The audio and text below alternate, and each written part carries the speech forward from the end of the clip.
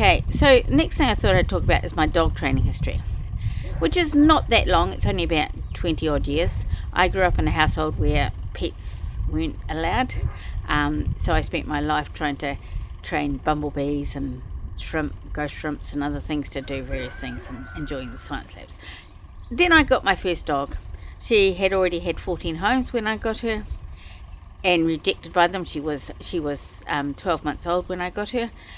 She had been taken back because she was dominant, and they gave me somebody to me.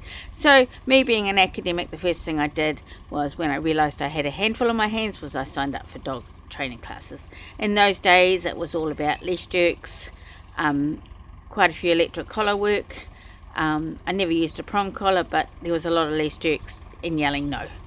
And it was quite frustrating, and to me, because it didn't feel right, because it wasn't what I was used to doing in my work.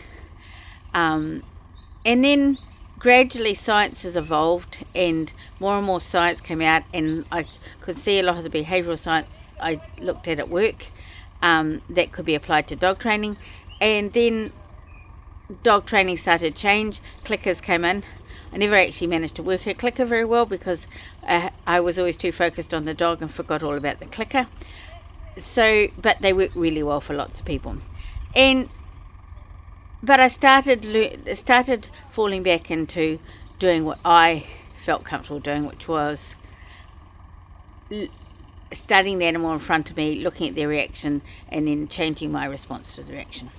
Then I got involved. I was very lucky. I always seemed to pick difficult dogs, so I got involved with Tracy Skelliner in the States and started learning some of her philosophies, and I've been very grateful for hers. I also was very grateful for the stuff for the Control Unleashed work by Leslie Dermott, in how she approaches, and so a lot of my training has been built on that.